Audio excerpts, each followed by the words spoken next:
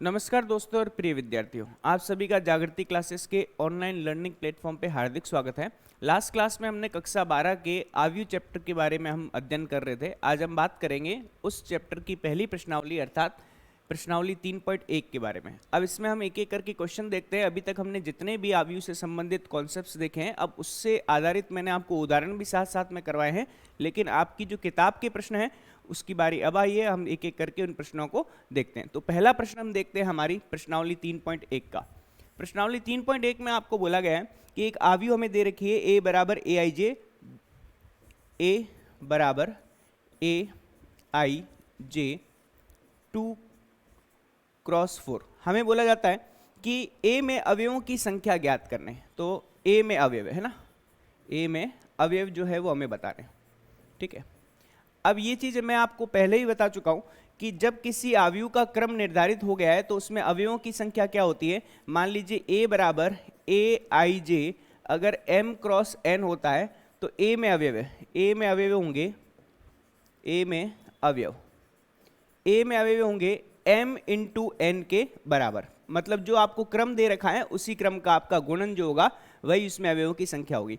तो इसमें अवयव जो होंगे वो किसके बराबर होंगे, अवयव जो होंगे वो बराबर होंगे 2 गुणा 4, मतलब 4 दूनी 8 अवयव।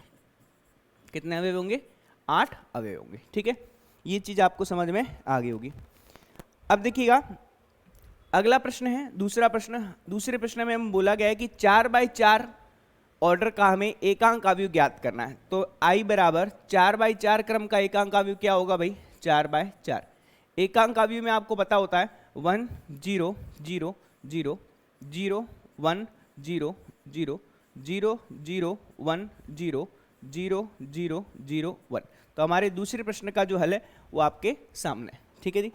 अब अगला प्रश्न है प्रश्न क्रमांक 3, उसे भी देख लेते हैं। तीसरे प्रश्न में हमें बोला गया है, देखिएगा प्रश्न क्रमांक 3। तीसरे में हमें 2 आव्यूह समान दे रखी है और हमें कुछ अज्ञात राशियों का मान ज्ञात करना है। मतलब k+4 1 3 k-6, 1 3 k-6, ठीक है। ये हमें बराबर दे रखा है क्या, a-1 3 4 के, a-1 3 4 के। हमें किसका मान ज्ञात करना है, हमें a का मान ज्ञात करना है। तो मैंने आपको बताया था कि 2 आव्यूह समान कब होती है, जब उनका एक तो क्रम समान हो। तो देखिए ये भी 2/2 की आव्यूह है और ये भी 2/2 की आव्यूह है। अब क्रम समान होने के साथ साथ में उसका प्रत्येक संगत अवयव भी बराबर होना चाहिए ना। तो संगत अवयव का मतलब क्या होगा यहाँ से कि अगर हम k+4 की बात करेंगे ना, तो देखिए k+4 किसके बराबर होगा, a के बराबर होगा, ठीक है। फिर 1 की बात करेंगे यहाँ से, ठीक है।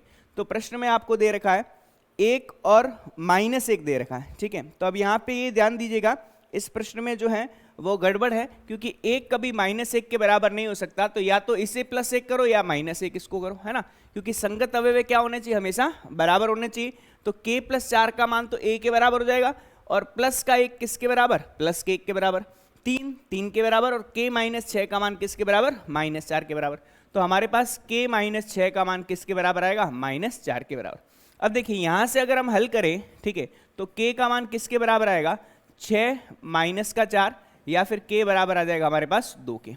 जैसे k का मान आ गया तो a का मान ज्ञात करने के लिए हम k का मान रख देंगे। तो देखिएगा हमें प्राप्त क्या होगा, यहाँ से a बराबर आएगा k+4 मतलब 2 + 4। तो a का मान किसके बराबर आ जाएगा, 6 के बराबर आ जाएगा। और यही हमारा क्या होगा, अंतिम उत्तर होगा, आंसर होगा। मामला जो है वो आपको समझ में आ गया होगा, ठीक है। तो a का मान आ जाएगा 6 के बराबर। अब अगला प्रश्न लेते हैं, प्रश्न क्रमांक 4। 6 अवयव वाले आव्यूह के संभावित क्रम क्या होंगे। ये अच्छा सवाल है और इस तरीके के सवाल जो है वो पूछे जाते हैं ना। तो प्रश्न क्रमांक 6 में 6 अवयव है, ठीक है, किसी आव्यूह में, और उसके संभावित क्रम हमें ज्ञात करने, संभावित क्रम, ठीक है।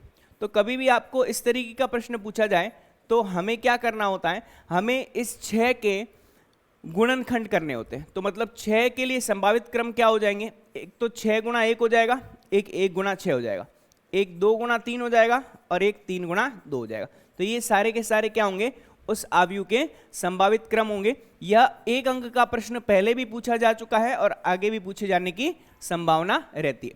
मतलब अगर हमें क्रम दे रखा है तो हम क्या ज्ञात कर सकते हैं, अवयवों की संख्या ज्ञात कर सकते हैं। ठीक है, जैसे 6 गुणा 1 6 आएगा, 1 गुणा 6 6 आएगा, 2 गुणा 3 6 आएगा, 3 गुणा 2 6 आएगा। ठीक है, तो क्रम से अवयव ज्ञात कर सकते हैं, लेकिन अगर अवयव दे रखे हैं तो संभावित क्रम ज्यादा बनते हैं, क्योंकि ऐसी दो संख्याएं जिनका गुणनफल 6 के बराबर हो वो सारे के सारे इस प्रकार से ज्ञात किए जा सकते हैं। ठीक है, चलिए अब हम बात करते हैं हमारे प्रश्न क्रमांक 5 की, है ना। पांचवा जो प्रश्न है यह भी इंपॉर्टेंट है, क्योंकि इस तरीके के प्रश्न भी हमें अक्सर अपनी बोर्ड परीक्षा में देखने को मिलते हैं। तो देखिएगा, हमें बोला जाता है कि a बराबर ए आई जे 2/2 क्रम का एक आव्यूह है। a बराबर ए आई जे जो है वो 2/2 क्रम का क्या है, आव्यूह है। अब मुझे ज्ञात करना है पहले में कि ए आई जे की जो वैल्यू है, ठीक है, वो हमें एक सूत्र के हिसाब से दे रखी है 2i माइनस का j, 2i माइनस का j और 3i प्लस का j। ठीक है जी, तो हमें क्या ज्ञात करना है, इस आव्यूह को ज्ञात करना है। तो पहले ये ध्यान दीजिए कि अगर a जो है वो 2/2 का आव्यूह है तो a का मान क्या होगा, a का मान होगा a11, a12, a21 और a22, है ना। ये 2/2 क्रम का हमारे पास आव्यूह। अब हमें क्या करना होगा, इन सभी के अवयव ज्ञात करने होंगे। तो सबसे पहले अगर हम a11 ज्ञात करने की कोशिश करें तो a11 का हमें संबंध दे रखा है, क्या आएगा, 2 गुणा 1 माइनस का 1 बट्टे में 3 गुणा 1 और प्लस का 1। तो हमें कितना मिलेगा, 2 गुणा 1 2 माइनस का 1 हमें 1 प्राप्त होगा, बट्टे में 3 गुणा 1 3 प्लस 1 कितना आएगा, 4 आएगा। तो a11 का मान किसके बराबर आ गया, 1/4 के बराबर आ गया। ठीक है, अब हम बात करते हैं a12 की, है ना। इस अवयव की बात करते हैं तो देखिएगा, ये हमें प्राप्त होगा 2 गुणा 1 माइनस का 2 बट्टे में 3 गुणा 1 और प्लस का 2। तो देखिएगा, अंश में 2 माइनस का 2 क्या प्राप्त हो जाएगा, 0 प्राप्त हो जाएगा, और हर में 3 प्लस 2 कितना, 6, तो बट्टे में 6 आएगा, लेकिन अंश में 0 है तो आंसर 0 ही रहेगा। a21 की बात करें, 21 का मतलब होगा 2 गुणा 2 माइनस का 1 बट्टे में 3 गुणा 2 प्लस का 1। तो 2 दूनी 4, 4 में से 1 जाएगा, 3 प्राप्त होगा, और बट्टे में 3 दूनी 6 प्लस 1 कितना प्राप्त होगा, 7 प्राप्त होगा। फिर हम लास्ट में a22 का मान ज्ञात कर लेते हैं। a22 कितना होगा, 2 गुणा 2 माइनस का 2 बट्टे में 3 गुणा 2 और प्लस का 2। तो 2 दूनी 4, 4 में से 2 को माइनस करना है, 3 दूनी 6, 6 में 2 को ऐड करना है। तो 4 में से 2 जाएगा, 2 बचेगा, 6 में 2 ऐड करेंगे तो हमें कितना प्राप्त होगा, 8। तो ये हमें देगा 1/4 के बराबर। तो इस तरीके से हमने इन सभी के मान ज्ञात कर लिए। तो हम देख सकते हैं यहाँ से कि वैल्यू जो आएगी वो आएगी 1/4, ठीक है, फिर आएगा 0, फिर आएगा 3/7 के, ठीक है, फिर आएगा हमारे पास किसके, 1/4 के। तो इस तरीके से ए आव्यूह हम ज्ञात कर सकते हैं दिए गए सूत्र की सहायता से। ठीक है जी, बात आपको समझ में आ रही होगी, बहुत सिंपल सा कॉन्सेप्ट है।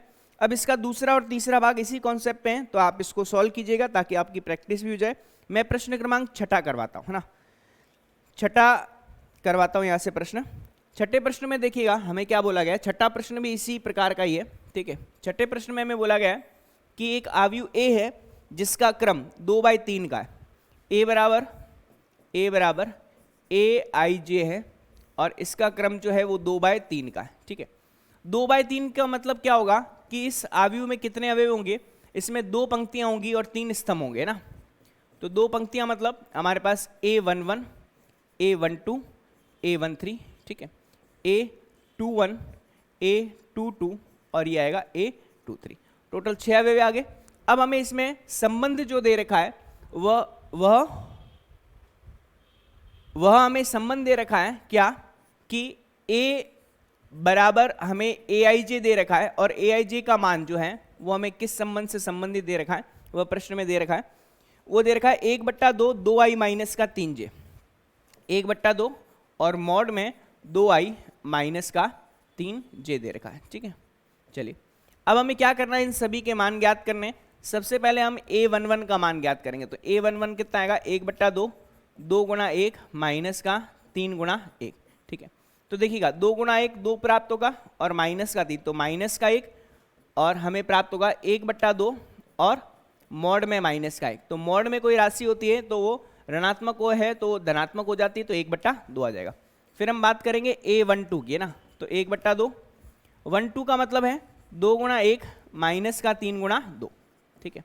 तो यहाँ से हमें प्राप्त होगा 2 माइनस का 6, है ना, 2 माइनस का 6 हमें कितना प्राप्त होगा, माइनस का 4 प्राप्त होगा। माइनस का 4 मॉड से बाहर निकलेगा तो प्लस का 4, प्लस के 4 में 2 का भाग दोगे तो आपको 2 प्राप्त होगा। फिर हम बात करेंगे A13, है ना, A13 का मतलब 1/2, 13 मतलब 2 गुणा 1 माइनस का 3 गुणा 3, ठीक है। ये हमें कितना प्राप्त होगा, 2 गुणा 1 और 3 तिया 9, माइनस का 9 है प्लस का 2 है, तो कितना प्राप्त होगा हमें, माइनस का 7। लेकिन माइनस का 7 मॉड से बाहर आएगा तो कितना बन जाएगा, प्लस का 7 बन जाएगा, ठीक है। ये चीज़ आपको समझ में आ रही होगी, ठीक है। अब नेक्स्ट में हम ज्ञात करते हैं A21 का मान, है ना।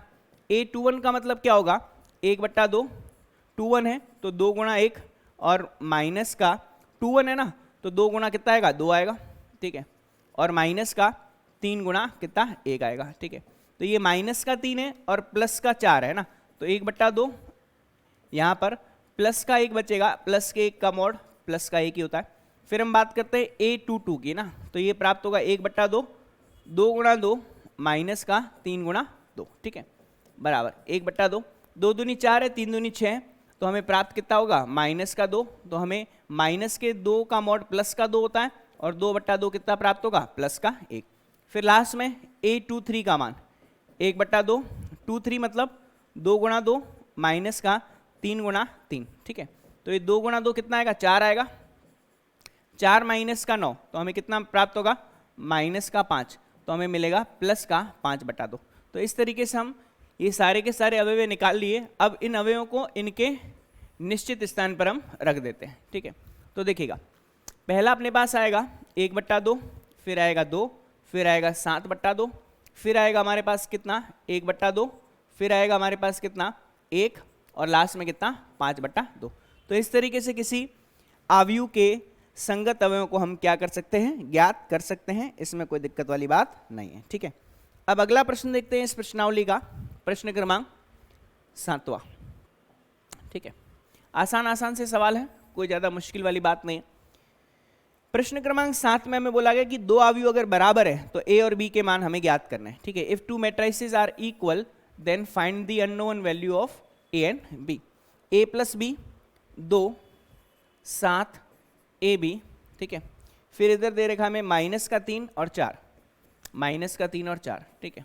ये बराबर है, ये बराबर किसके है, 6 2 7 8, 6 2 7 8, ठीक है, और -3 और 4, -3 और 4।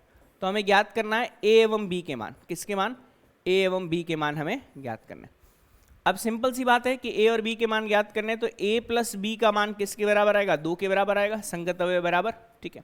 ए प्लस बी का मान 2 के बराबर नहीं, संगत अवयव के हिसाब से लेंगे तो 6 के बराबर आएगा, ठीक है। और ए इंटू बी का मान किसके बराबर आएगा, 8 के बराबर, ठीक है। अब दो ऐसे अंक जिनका योगफल तो 6 और गुणनफल 8 है, वैसे देखते पता चल रहा है कि वह 4 और 2 होंगे, ठीक है। लेकिन हमें इसको हल करना पड़ेगा। हल कैसे करना पड़ेगा, ये हमारे पास समीकरण 1 है, ये समीकरण 2 है, ठीक है। अब एक काम करते हैं, यहाँ से इसको हल करने के लिए एक स्थान से मान रखना पड़ेगा तो समीकरण 1 एवं 2 से, 1 एवं 2 से, ठीक है, द्विघात बनेगी। तो हम देख सकते हैं कि b का मान जो आ रहा है वो कितना आ रहा है, 6 माइनस a आ रहा है, ठीक है। तो ये b का मान हम क्या रख देते हैं, समीकरण नंबर 2 में रख देते हैं। तो a इंटू 6 माइनस का a बराबर किसके, 8 के, ठीक है। तो ये 6a माइनस का a स्क्वायर बराबर किसके, 8 के। अब पक्षांतरण करेंगे उधर तो कितना आएगा, a स्क्वायर माइनस का 6a प्लस का 8 बराबर किसके, 0 के। अब वही 4 गुणा 2, तो हमें प्राप्त होगा a स्क्वायर माइनस का 4a माइनस का 2a प्लस का 8 बराबर किसके, 0 के। a उभयनिष्ठ ले लेते हैं तो a माइनस का 4 माइनस 2 उभयनिष्ठ ले लेते हैं तो a माइनस का 4 बराबर किसके, 0 के। a माइनस 4 बाहर आ जाएगा और बचेगा कितना, a माइनस का 2 बराबर 0। तो एक तो a का मान 4 आएगा और एक a का मान 2 आएगा। यदि a का मान 4 आया तो b का मान हमें 2 प्राप्त होगा और a का मान 2 आया तो b का मान हमें 4 प्राप्त होगा। तो इस तरीके से हम दिए गए a और b के मान ज्ञात कर सकते हैं, ठीक है जी। तो आसान से क्वेश्चन का आसान सा आंसर, कोई बड़ा टास्क नहीं था। अब अगला प्रश्न है, अब देखिएगा प्रश्न क्रमांक जो आपका 8वां और 9वां है वो एक जैसे ही है, ठीक है, क्योंकि आपको दोनों बोला गया है कि दोनों समान आयु है तो हमें मान ज्ञात करना है, ठीक है। तो 8वां मैं नहीं करवा रहा, मैं 9वां प्रश्न करवा रहा हूं क्योंकि दोनों एक जैसे ही हैं, ठीक है, बस समानता करके अज्ञात राशि का मान ज्ञात करना है। तो देखिए 9वां प्रश्न, प्रश्न क्रमांक 9 है ना। 8वां वैसा का वैसा, ये 9वें जैसे। एबीसी के मानों को ज्ञात कीजिए यदि ए एवं बी दोनों आयु समान है, ठीक है। तो हमें ए और बी दोनों के मान दे रखे हैं, तो हम देख सकते हैं कि ए का जो मान दे रखा है वो भी लिख देते हैं और बी जो है उसका मान भी हम लिख देते हैं, ठीक है। ए कितना दे रखा है, ए -2 3 2 सी, ए -2 3 और 2 सी, ठीक है। और क्या दे रखा है 12 सी बी +2 3 सी, 12 सी बी +2 और 3 सी, है ना, ये दे रखा है। और साथ साथ में बी सी 6, बी सी 6 और 6B A 3B, 6B A 3B, ठीक है। हमें बोला जाता है कि A बराबर B है। A बराबर B का मतलब है कि यह आयु A बराबर है कौन सी आयु, B दूसरी आयु के ना, मतलब A -2 3 2C, यहाँ से 12C B + 2 और 3C, है ना, ये बराबर है B C 6 6B A और 3B के, ठीक है। अब सिंपल सी बात है, सबसे पहले हम देख सकते हैं इनके संगत अवयव की तुलना करेंगे। तो संगत अवयव की तुलना करेंगे तो देखो C की तुलना इससे करेंगे तो C बराबर तो कितना आ रहा, 3 आ रहा, ठीक है। चलिए भाई C का मान तो डायरेक्ट अपने को मिल गया। हमें इस प्रश्न में A B और C तीनों के मान जो है वो ज्ञात करने। C तो निकल गया, C जैसे ही निकल गया, अब आप देख सकते हैं B और C में रिलेशन क्या है, 12C का मान 6B के बराबर है, तो 12C का जो मान है वह बराबर है किसके, 6B के ना। तो C का मान हमें पता है 3 है, तो 12 × 3 बराबर कितना, 6 × B, 6 से कैंसिल आउट होगा तो B का मान आएगा किसके बराबर, 6 के बराबर। B भी आ गया भाई, है ना। अब B आ गया, A हमें ज्ञात करना है, तो A का जो मान है देखो A -2 बराबर B है या फिर A का मान B + 2 है। तो देखिएगा A का मान यदि B + 2 के बराबर है तो A बराबर आएगा 6 + 2, A का मान किसके बराबर आ जाएगा, 8 के बराबर आ जाएगा। तो इस तरीके से हमने A B और C तीनों के मान तुलना करके ज्ञात कर लिए, ठीक है जी। तो इस तरीके से हमारी जो ये प्रश्नावली है हल हो चुकी है, ठीक है, जो कि आपके 3.1 है। अब प्रश्नावली 3.2 में हमें दिए गए आव्यूहों के योग एवं अंतर एवं कुछ गुणनों के बारे में दे रखा है, ठीक है, उसको भी हम देख लेते हैं एक एक करके, है ना। देखिए प्रश्नावली 3.2,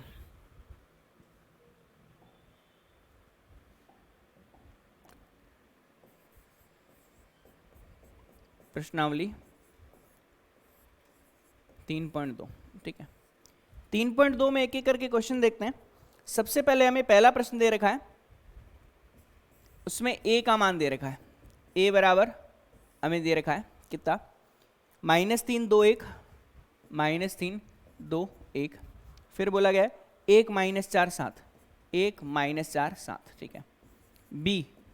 B आव्यूह में क्या दे रखा है, ये दे रखा है 3 5 -2, 3 5 -2, फिर -1 4 -2, -1 4 -2, ये आपके कितने बाय कितने का, 2/3 का है, ये भी आपके 2/3 का।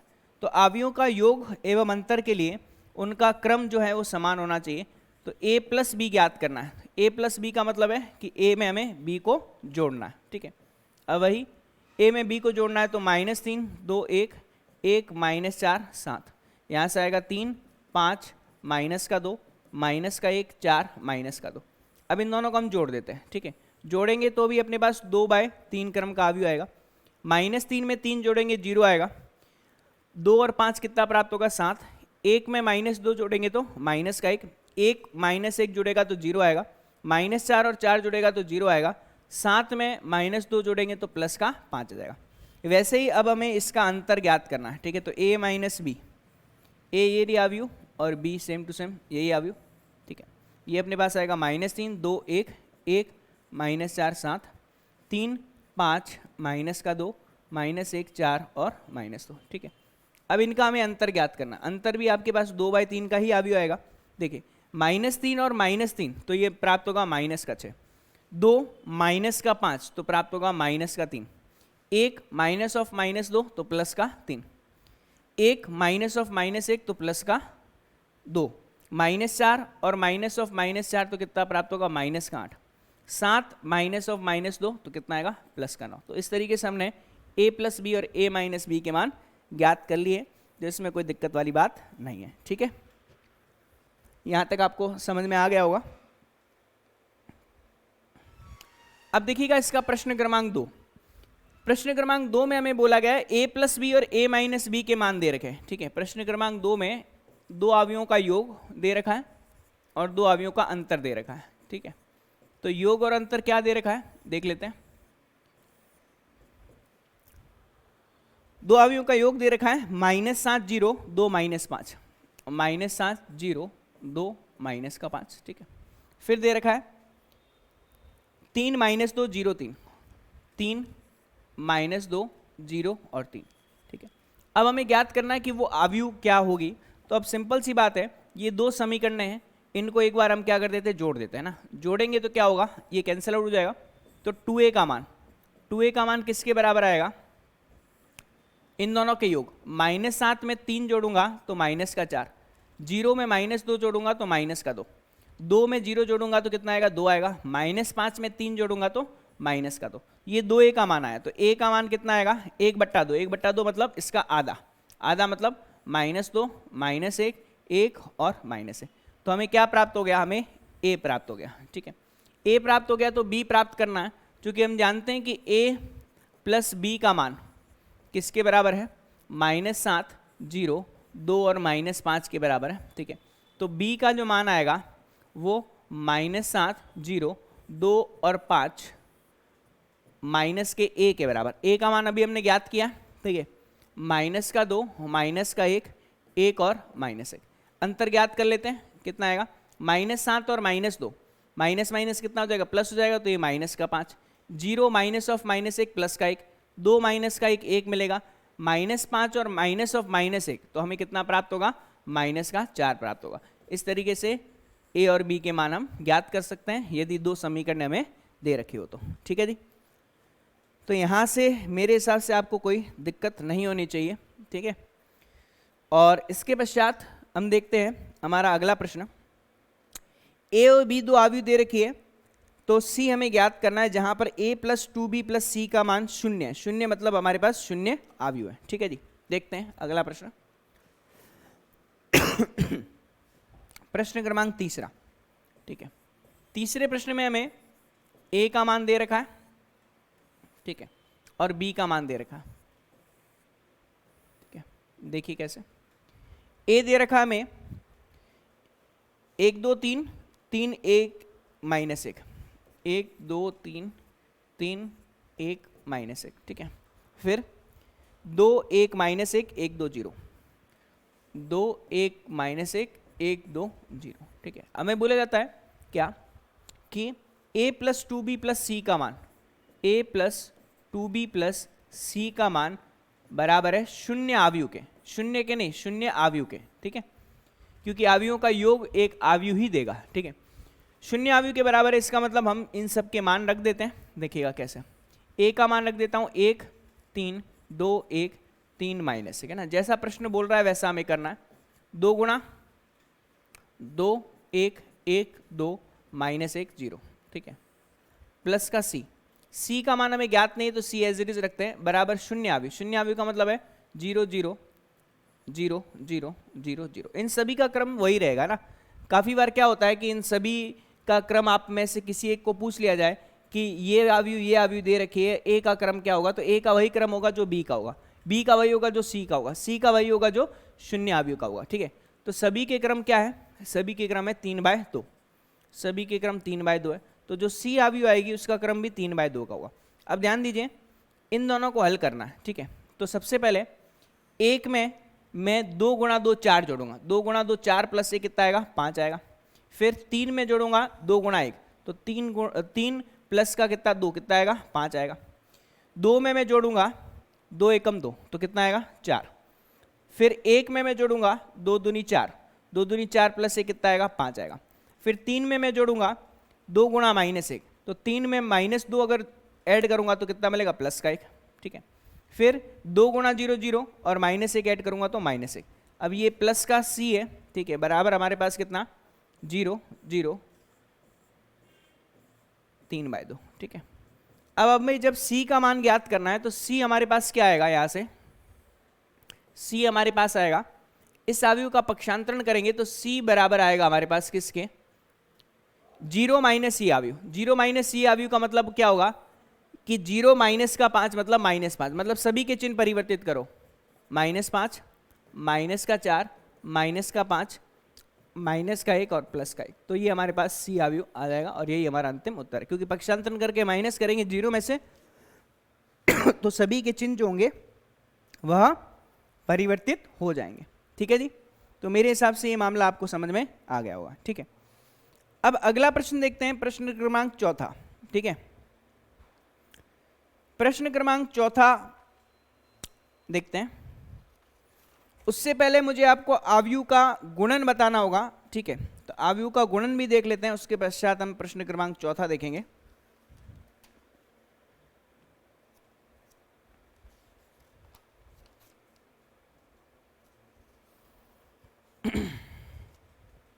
तो देखिएगा आव्यूह का गुणन,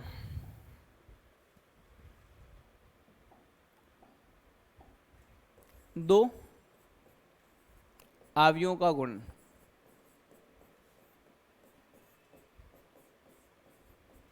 ध्यान दीजिए, हमें बोला जाता है यदि a बराबर aij, यदि m क्रॉस n है ना एक आव्यूह है, और b बराबर bij, ठीक है, ये हमारे पास है n क्रॉस p क्रम की आव्यूह, ठीक है। तो देखिए a इंटू b तभी संभव होगा जब a के स्तंभों की संख्या मतलब ये n, b स्तंभों की संख्या बराबर होगी b की पंक्तियों की संख्या के, b की पंक्तियों की संख्या, ठीक है। इसीलिए मैंने यहां पर जानबूझ करके ये दोनों n लिए है ना। और जो परिणामी आव्यूह आएगा, मतलब हमारे पास जो रिजल्टेंट मैट्रिक्स आएगा, परिणामी आव्यूह का क्रम, ठीक है, वो होगा m और p से निर्धारित। ये क्रम होगा m क्रॉस p से निर्धारित, मतलब पहली आव्यूह की पंक्तियां और दूसरे आव्यूह के स्तंभ जो हैं वह मिलकर के परिणामी आव्यूह का क्या बनाएंगे, क्रम बनाएंगे। जैसे उदाहरण के तौर पे अगर मैं बोलूं a बराबर यदि aij 3/4 है ना, और b बराबर bij, ठीक है, मैं बोल रहा हूं 2/5 है, तो आप देख सकते हो क्या इनका गुणन संभव है, क्या गुणन संभव नहीं, क्योंकि यहाँ पे 4 लिखा हुआ है, यहाँ पे 2 लिखा हुआ है, गुणन संभव नहीं। या तो इसको 2 बनाओ या उसको 4 बनाओ। तो मैं एक काम करता हूँ, इसको मैं क्या बना देता हूँ, इसको मैं बना देता हूँ 4। अब इसका गुणन संभव होगा, ये 4 और 4 सेम आए। अब ए बी का जो आपका परिणामी होगा वो क्या होगा, ए आई जे की बी आई जे से हम गुणा करेंगे, ठीक है, और इसका जो परिणामी होगा वो 3/5 का होगा। कितने बाय कितने का होगा, 3/5 का, ठीक है। अभी गुणन समझाऊंगा तो चीजें, पहले ये चीज समझ लो कि गुणा कब संभव होता है कब नहीं होता है, ठीक है। तो मैंने आपको इसकी कंडीशन बता दी है, ठीक है, और परिणामी आव्यूह का क्रम भी मैंने आपको बता दिया, ठीक है। अब हम इसकी गुणा करते हैं, देखिएगा कैसे। मैं यहां से आव्यूह ले लेता हूं, a बराबर मान लीजिए 2/2 का आव्यूह लेता हूं, a11 a12 a21 और a22, ठीक है। और b आव्यूह जो है वो मैं यहां से लेता हूं b11 b12 b21 और b22, ठीक है। यह भी 2/2 का है, यह भी 2/2 का है, ठीक है। अब देखिए c आव्यूह जो है वो a और b का गुणन है, बात समझ में आ रही, ठीक है। तो अगर मैं c की बात करूं, c बराबर अगर मैं c i j लूँ है ना, c बराबर c i j लूँ तो सी का क्रम क्या होगा, सी का क्रम भी क्या होगा 2/2 का, क्योंकि यहाँ से 2 आएगा और यहाँ से 2 आएगा। 2/2 के क्रम का मतलब क्या होगा, यहाँ से हमें प्राप्त होगा क्या, C11, C12, C21 और C22। बात समझ में आ रही कि ना रही, ठीक है। अब यह जो C है वो इन दोनों का गुणन है। गुणन का मतलब क्या होगा कि Aij को हमें गुणा करना है Bij से ना, संगत अवयव से गुणा करना है, और ये 2/2 का, ठीक है जी। ये अपने पास C का मान। अब हम क्या करेंगे, इसकी गुणा करेंगे। तो गुणा कैसे करेंगे देखिएगा, थोड़ा गौर कीजिएगा, ठीक है। गुणा करने के लिए A इंटू बी जो कि C का मान है, ठीक है। अब देखिएगा, यहां से मैं A लिख लेता हूं और यहां से मैं B लिख लेता हूं, ठीक है। A11 आएगा, A12 आएगा, A21 आएगा और A22, ठीक है। फिर B11, B12, B21 और B22, ठीक है। अब हमें इसकी गुणा करनी है, ठीक है। तो देखना,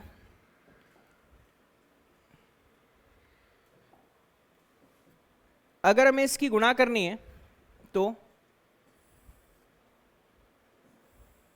सबसे पहले आपको पता होना चाहिए इसमें 4 अवयव होंगे, क्योंकि ये 2/2 का अवयव है ना, 4 अवयव होंगे। अब कैसे गुणा करनी है, सबसे पहले हमारे पास C11 आना चाहिए ना, यहाँ पे क्या C11 आना चाहिए, जो कि दोनों का गुणा करके प्राप्त है। C11 का मतलब क्या होता है, A की पहली पंक्ति को B के पहले स्तंभ से गुणा करो, ये C11 होता है। A की पहली पंक्ति को B के पहले स्तंभ से गुणा करो, मतलब A11 की B11 से गुणा होगी तो ये आएगा A11 B11 plus A12 into B21, A12 into B21, ठीक है। ये अपना कंप्लीट हो गया। अब C12 का मतलब है पहली पंक्ति को दूसरे स्तंभ से गुणा करो, पहली पंक्ति को किससे, दूसरे स्तंभ से। तो A11 की गुणा होगी B12 से, A11 की गुणा होगी B12 से प्लस का, A12 की गुणा होगी B22 से, A12 की गुणा होगी B22 से, ठीक है जी। ये कंप्लीट। फिर C21 का मतलब है दूसरी पंक्ति की पहले स्तंभ से गुणा करो, तो A21 की गुणा होगी B11 से, A21 की गुणा होगी B11 से प्लस। फिर देखिएगा A21 की गुणा हो गई B11 से, फिर A22 की गुणा होगी B21 से, A22 की गुणा होगी B21 से, ठीक है। अब लास्ट में C22 का मतलब है दूसरी पंक्ति को दूसरे स्तंभ से गुणा करना, A21 की गुणा B12 से, A21 की गुणा B21 से प्लस A22 की गुणा B22 से, A22 की गुणा B22 से। तो इस प्रकार से हमारी 2 अवयवों का गुणनफल संभव होता है, ठीक है।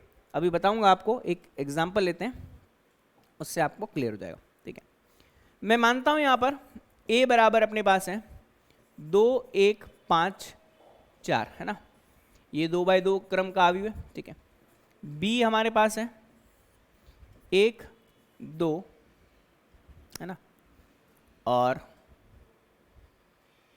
4, 0, ठीक है। ये भी 2/2 क्रम का अवयव। अब हमें A इंटू बी ज्ञात करना है। A इंटू बी ज्ञात करना मतलब 2, 1, 5, 4 और यहाँ से 1, 2, 4, 0, ठीक है। अब हम इसका गुणन करते हैं। तो आपको पता होना चाहिए कि 2/2 का अवयव है, ये भी 2/2 का अवयव है। तो पहली चीज की क्या इसका गुणा संभव है, ये 2 है, ये 2 है, गुणा संभव है। जो परिणामी अवयव आएगा वह भी कितने बाय कितने का आएगा, 2/2 का, ठीक है। क्लियर है, क्योंकि ये आपके पास 2 और ये आपके पास 2, तो परिणामी अवयव कितने बाय कितने का आएगा, 2/2 का आएगा। अब हम गुणा करते हैं। ये आपके पास पहला अवयव है ना, मतलब पहली पंक्ति को पहले स्तंभ से गुणा करेंगे, तो 2 की गुणा 1 से करेंगे तो हमें कितना प्राप्त होगा, इसको थोड़ा बड़ा कर देते हैं, ठीक है। तो 2 की गुणा 1 से करेंगे तो कितना आएगा, 2 गुणा 1। फिर 1 की गुणा 4 से करेंगे तो प्लस में 1 गुणा 4, ये हो गया मामला खत्म। फिर पहली पंक्ति को करेंगे दूसरे स्तंभ से गुणा, 2 की गुणा 2 से करेंगे तो 2 गुणा 2 आएगा प्लस में। फिर 1 की गुणा 0 से करेंगे तो ये 1 गुणा कितना आएगा, 0 आएगा। पहले स्टार्टिंग है इसलिए एक स्टेप आपको बता रहा हूँ, फिर आप डायरेक्टली मन में भी कर सकते हो कैलकुलेशन। 5 और 4 है ना, 5 की गुणा 1 से करेंगे तो 5 गुणा 1 आएगा प्लस में 5 की गुणा 1 से होगी, फिर 4 की गुणा किससे करेंगे, 4 से करेंगे, ठीक है। फिर दूसरी पंक्ति और दूसरा स्तंभ, 5 की गुणा 2 से करेंगे, ये 5 गुणा 2 प्लस 4 की गुणा 0 से, तो आएगा 4 गुणा 0। तो हमें कितना प्राप्त होगा यहाँ से, ये प्राप्त होगा 2 प्लस 4 कितना 6, 2 दूनी 4 प्लस 0 तो 4 प्राप्त होगा। 5 और 16, 16 और 5 कितना 21 प्राप्त होगा। 5 दूनी 10 प्लस 0 तो अपने को 10 प्राप्त होगा। तो ये अपने पास किसका मान आ जाएगा, ए बी अवयव का मान आ जाएगा। क्लियर है भाई सभी को, है ना। तो इस तरीके से हम 2/2 की अवयव ए बी प्राप्त कर सकते हैं। तो इस प्रकार से दो अवयव का जो है वो गुणन संभव है। फिर धीरे धीरे जैसे जैसे प्रश्नों में चीज़ें आती जाएगी वैसे वैसे हम हल भी करते जाएंगे, ताकि हमारे प्रश्न भी कंप्लीट हो और साथ साथ में इससे संबंधित प्रैक्टिस भी आपकी कंप्लीट होती चले। ठीक है जी, देखते हैं अगला प्रश्न देखते हैं। अगला प्रश्न जो है वह गुणन से संबंधित है। ठीक है, और वो अगला प्रश्न जो है वो हम क्या करेंगे, नेक्स्ट क्लास में हल करेंगे। ठीक है, ताकि आप एक बार इन गुणा वाले कॉन्सेप्ट को एक बार आप समझ लें और इसकी आप एक बार प्रैक्टिस जरूर करें, ताकि आने वाले प्रश्नों को आप आसानी से हल कर सकते हैं। तो आज के लिए इतना ही, धन्यवाद।